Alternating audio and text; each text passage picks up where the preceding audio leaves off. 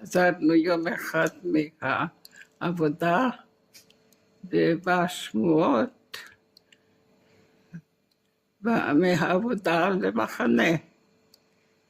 ובא שמועות שהביאו אותו מסע עם תפוחי אדמה, וגם נפלו שהם הורידו, ולמי שיש מזל יכול למצוא בבוץ תפוחי אדמה.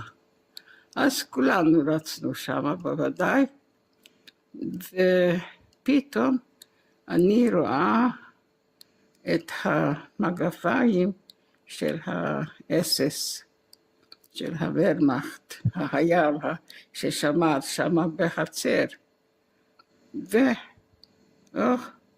עכשיו בשביל תפוחי אדמה אני סיכמתי את החיים שלי. עכשיו הוא יירה בי וגמרנו. אני עסוקה מה עשיתי בחיים שלי, ושלאן הגעתי וכל מיני מחשבות. אני שומעת שהוא מדבר, אבל אני לא הקשבתי לו, לא עניין אותי, אני הייתי בטוחה שהוא בא לראות בי. פתאום אני שומעת מילה דיזנטריה, ואז זה נתן לי מין לקפוץ.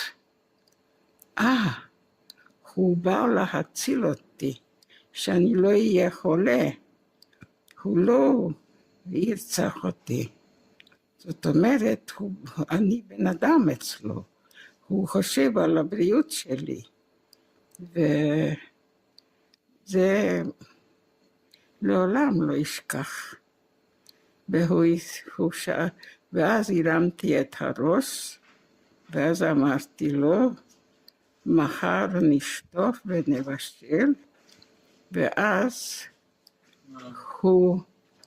הוא הסתובב והלך.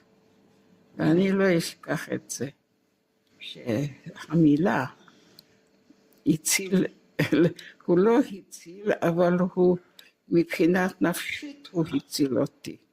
אותו רגע שאני הרגשתי שאני בן אדם, הוא לא רוצה להרוג אותי, הוא הזהיר אותי שאם אני אוכל את הבוץ, אז זה דבר שאחד הדברים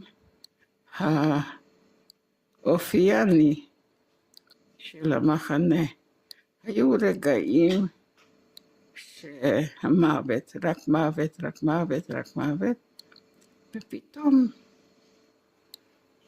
בשביל מילה אחת שהבנתי מה זה אומר, פתאום הרגשתי שאני שוב בן אדם, אני